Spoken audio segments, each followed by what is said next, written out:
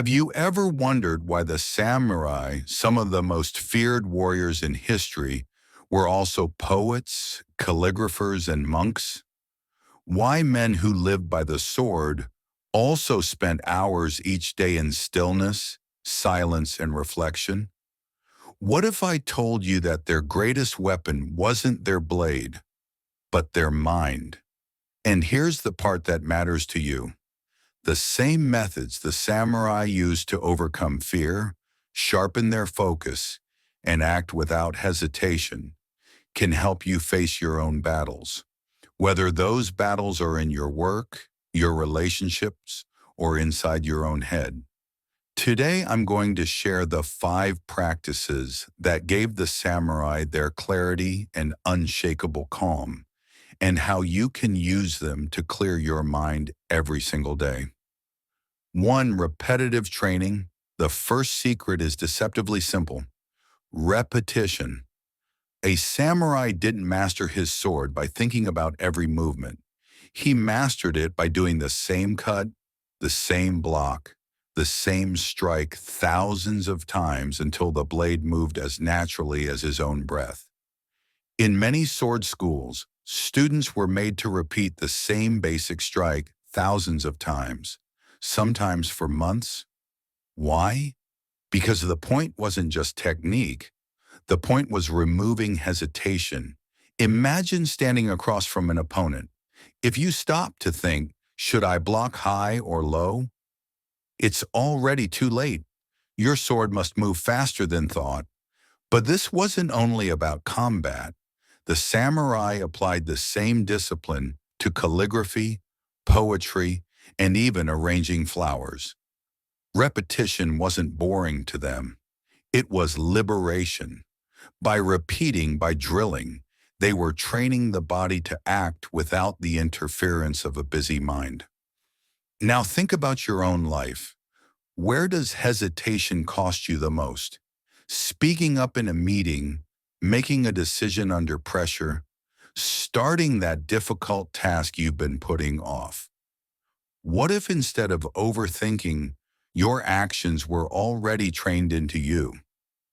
What if your habits carried you forward automatically? That's the first step toward Mushin, the no-mind state. And the samurai knew you can't reach it without drilling the basics until they become part of who you are.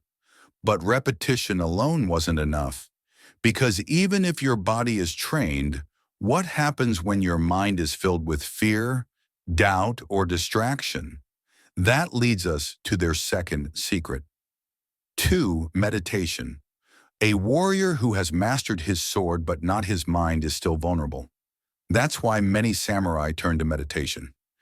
Picture a samurai sitting in stillness, eyes half closed, breathing steady. There is no battle, no clashing swords, just silence. The goal wasn't to suppress thought. It wasn't about forcing the mind to be empty.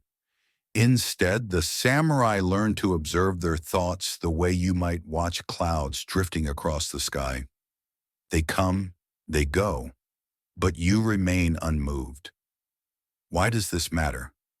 Because in the chaos of battle or in the chaos of life, fear and anger rise quickly.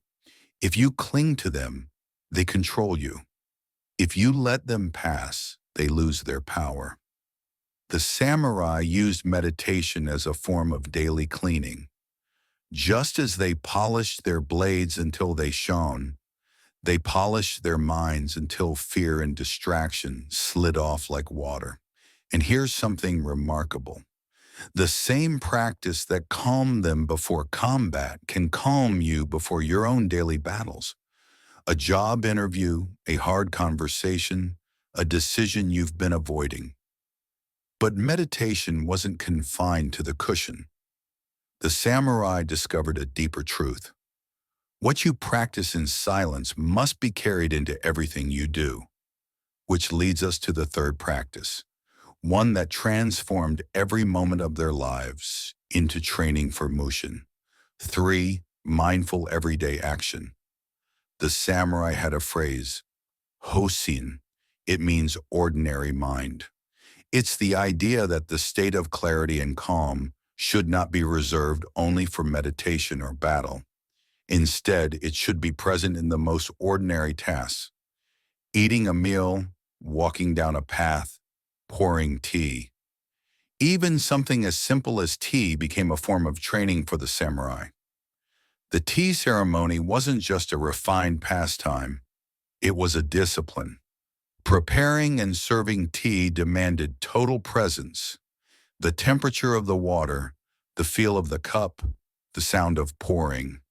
Every movement mattered. For the warrior class, practicing tea was a way to polish the mind as much as the blade. It taught patience, attention, and calm awareness.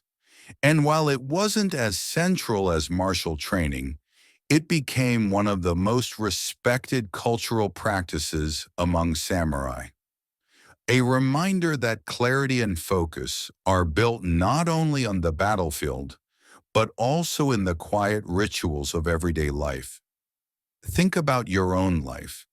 How many moments slip by unnoticed because your mind is already on the next task? How many meals do you eat without tasting? How many conversations do you half hear while thinking of something else? The samurai believed that clarity wasn't something you switched on when needed. It had to be your natural state. And the only way to build that was to practice it in every action, no matter how small. But even presence and mindfulness weren't enough on their own, because the greatest enemy a samurai faced wasn't just on the battlefield, it was within. And to defeat that enemy, they turned to a practice which was the key to their freedom: letting go of attachment. The samurai understood that the greatest obstacles in life are not always outside of us, they are inside: fear, pride, anger, the need to control every outcome. A distracted mind hesitates, an anxious mind overreacts, and a mind clinging to victory or status is already divided against itself. That's why the samurai trained in the art of non-attachment.